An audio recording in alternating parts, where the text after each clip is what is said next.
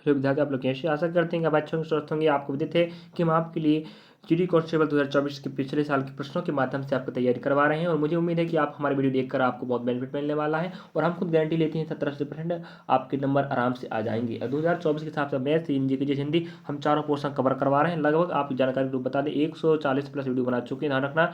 और इतने सारे वीडियो बनाने में बहुत वक्त लगता है विद्यार्थी, हमने बहुत मेहनत लगाया है।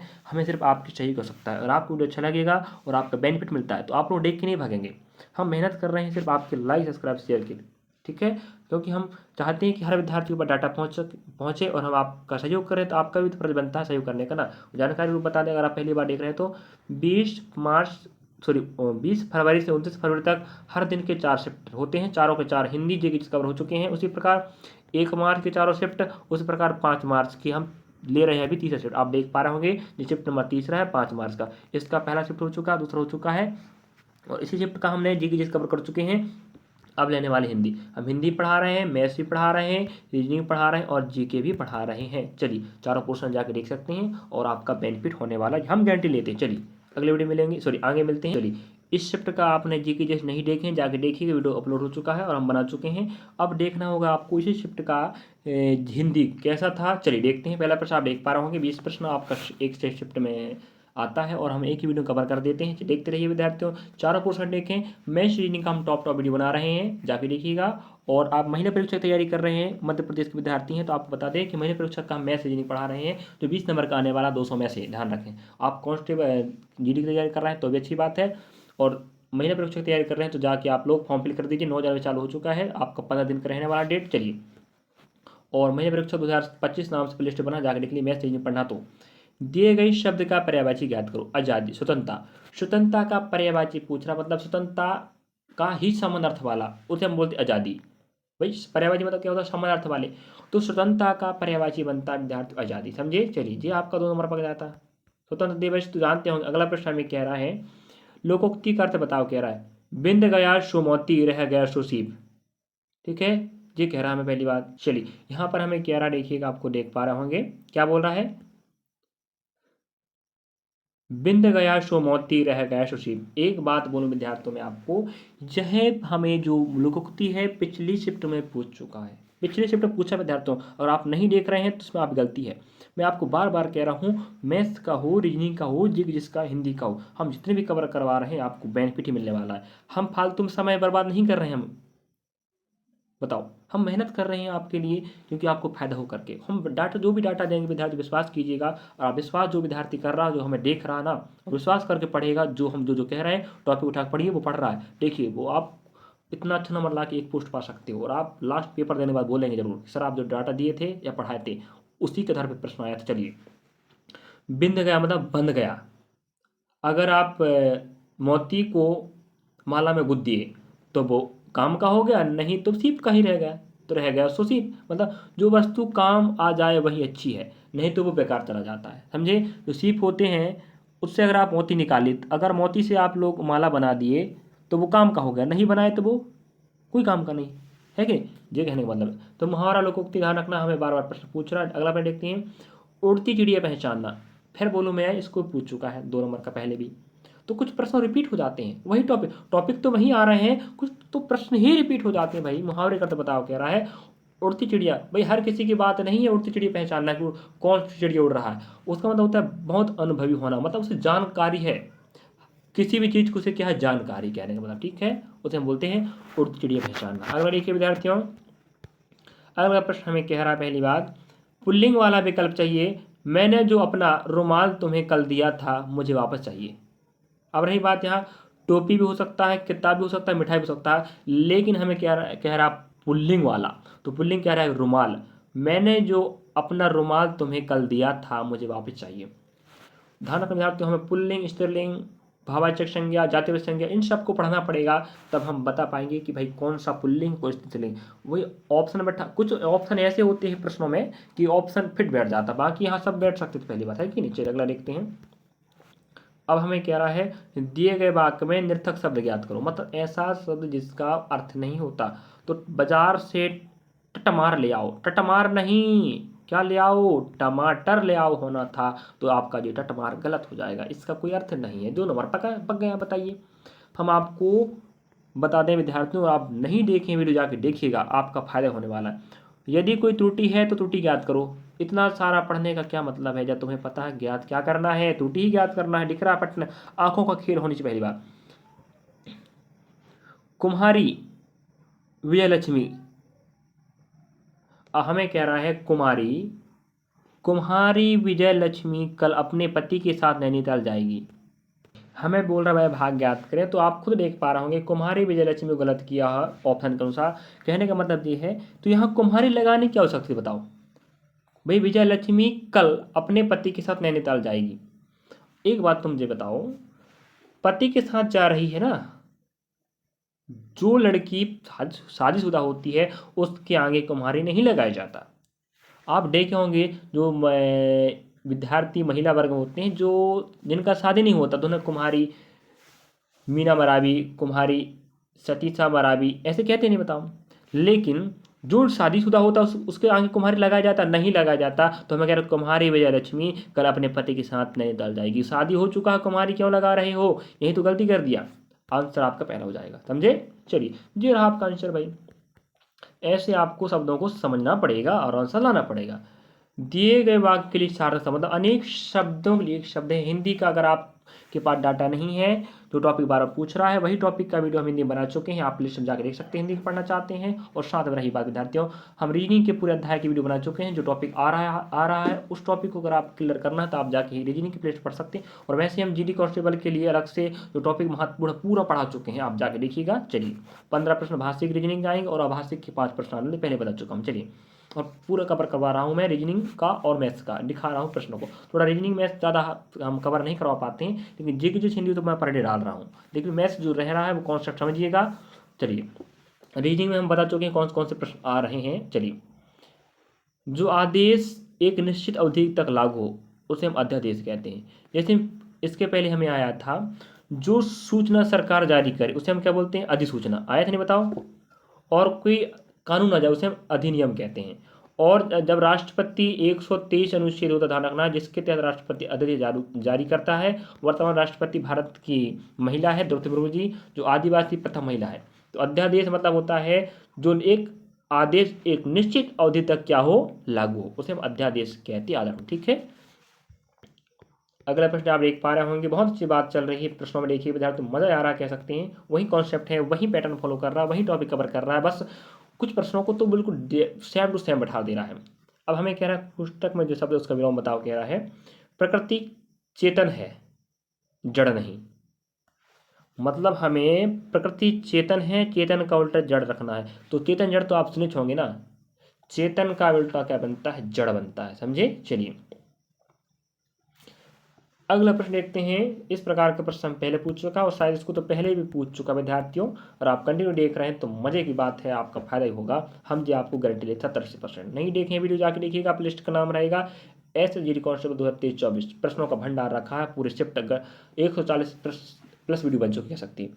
अब रेखांकित भाग का विलोम ज्ञात करो। अभी तो विलोम पूछा था भाई, अमृत का विलोम विश्व बनता है।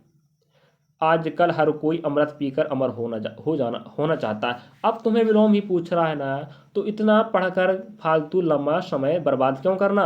विलोम तो कह दिया, अमृत का विश्व बन जाएगा, दोनों मर्जी पकाने का। क्योंकि विद्यार्थी हमें समय बचाना है, तो फालतू जो डाटा, अगर आप पहली बार भी पेपर देने जाओगे तो आपको दिक्कत होगा कि पेपर कैसे आता।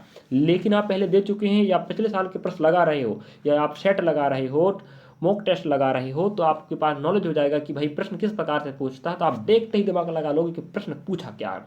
इतना सारा पढ़ने की आवश्यकता नहीं रहेगी। विलोम अमृत का विष, खत्म, नंबर आगे 2 नंबर पर आगे बढ़ जाएंगे। समय बचाना भाई, आपके पास टोटल 60 मिनट का समय है और 4 भाग हिस्सा करना है मैथ, जीके, हिंदी का, तो समय बचाना पड़ेगा ना। तो भैया इसलिए बोलते हैं प्रश्नों को देखें, पढ़ें, आपके पास दिमाग अपने बढ़ने लगेगा, हल करने की क्षमता बढ़ जाएगी। पर्यायवाची पूछ रहा है भाई, महक, सुगंध होगा भाई, महक आ रही है, फूलों की महक आ रही है, फूलों की सुगंध आ रही है, बस खत्म। अब पढ़ते दिए गए वाक्य में उचित पर्यायवाची शब्द का चयन करें, करके रिक्त स्थान की पूर्ति करें। इन फूलों से कितनी अच्छी महक आ रही है, महक का पर्यायवाची बताओ। अब बताओ, पढ़ने में समय लगा नहीं लगा? बस तो वो समय बर्बाद नहीं करना है आपको, क्या करना है, आंसर लाने का प्रयास करना है। और आप बहुत सारे सेट लगा लेते तो आप प्रश्नों को देखते ही समझ जाओगे पूछ क्या रहा है, समय बच गया आपका। अगला, सही वर्तनी बताओ कह रहा है। तो कर्ण एक वीर योद्धा, योद्धा कर दिया है तो क्या था, योद्धा था। योद्धा कहाँ है आपका, ऑप्शन नंबर पहला है। बस खत्म आंसर। बताओ कोई दिक्कत था, नहीं था ना। चलिए ऐसे आपको समय बचाना है। अब हमें पता है यहाँ क्या कह रहा है, मात्रा और शुद्ध कह रहा है। देखते हैं मात्रा वाली। चलिए, प्रत्येक कार को रोमांच निहित होते हैं। अब तुम खुद देखिएगा, प्रत्येक कार को, कार को, कार को क्या होता है, प्रत्येक कार में, भले ऐसा कहते हैं प्रत्येक, यहाँ क्या देता है, प्रत्येक कार में रोमांच निहित होते हैं। मतलब हर कार में हमें आनंदित, मतलब हर कार में आनंद छिपा रहता है। नीति मीन्स क्या होता है, अंदर।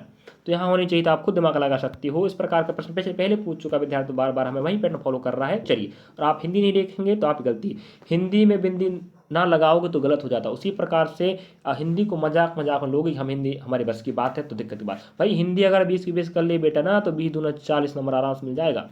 तो सरल है करके छोड़ना नहीं है। हिंदी भी पढ़ें, जीके से पढ़ें, मैथ्स भी पढ़ें, रीजनिंग पढ़ें, चारों के चारों पोर्शन पढ़ें। और मैं मैथ्स रीजनिंग तो पर डे नहीं डालता वीडियो, लेकिन प्रयास करता हूँ वीडियो डालकर आपके लिए डाटा दूँ करके। लेकिन जीके हिंदी तो पर डे डाल रहा हूँ, आपको दिखा रहा हूँ हिंदी कैसे प्रश्न आ रहा है बताइए। चलिए, तो आप समझ गए होंगे यहाँ गलती क्या है। प्रत्येक कार में होना चाहिए था, लेकिन वहाँ को कर दिया है। समझ गया मुझे लग रहा है, उम्मीद है आपके दिमाग काम करने लगा हो पहले तुलना में अब बेटर, क्योंकि हमें बहुत कुछ प्रश्नों को हम बना चुके हैं, शिफ्टों को हल कर चुके हैं। 140 प्रश्न मामूली बात थोड़ी होता है। रेखांकित शब्दों के लिए सही शब्द वाले विकल्प चाहिए। तो एक आवश्यकीय कार, तो आवश्यकीय कार होता क्या भाई, आप देख पा रहे हो, एक आवश्यकता कार से मुझे जयपुर जाना है। यहाँ आवश्यकता कर दिया है, गलत हो गया ये। परिवर्तन हो सकता है, पहली बात है तो करना पड़े। एक आवश्यक पूर्वक कार से मुझे जयपुर जाना है, यहाँ है एक आवश्यक कार से मुझे जयपुर जाना है। ये ठीक लग रहा है कि नहीं। यहाँ लिखा आवश्यक कार पूर्वक, तो यहाँ तो पूर्वक तो कहा ही नहीं है ना, पहली बात हो नहीं सकता। ये तो आवश्यकता है नहीं, पहली बात है आवश्यकता, पहली बात एक आवश्यकता कार, यहाँ कह रहा आवश्यकता कार, आवश्यकता नहीं आवश्यक कार करना पड़ेगा, पहली बात है ना। आवश्यकीय कार कह रहा मतलब एक आवश्यक कार से मुझे जयपुर जाना है। चलिए, तो वही पैटर्न फॉलो कर रहा है विद्यार्थी। चलिए मिलते हैं अगले प्रश्न के साथ हम। नेक्स्ट प्रश्न कह रहा है देशज विदेश शब्द का पूर्ति करें। नहीं, मुझे तुमसे कोई एहसान नहीं चाहिए। उम्र नहीं चाहिए, बैठेगा नहीं। इमारत नहीं चाहिए, जी बैठ सकता था। कुर्सी नहीं चाहिए, जी बैठ सकता था। लेकिन आपको क्या बैठाना है, देशज विदेशज। एहसान मतलब होता है, कह सकती है आप क्या, जैसे कोई व्यक्ति हमारा मदद करता है तो हम उसे एहसान कहते हैं, ठीक है। तो मदद करना क्या हो जाएगा, एहसान हो जाएगा। तुम नहीं, मुझे तुमसे कोई सहायता नहीं चाहिए या एहसान नहीं चाहिए। चलिए, तो देशज विदेशज तत्सम तद्भव भावचक जात पुल्लिंग स्त्रीलिंग शब्द पर्यायवाची विलोम समानार्थी अनेकार्थी प्रश्न, अनेक शब्द एक साथ त्रुटियाँ, प्रश्न बार बार पूछ रहा है।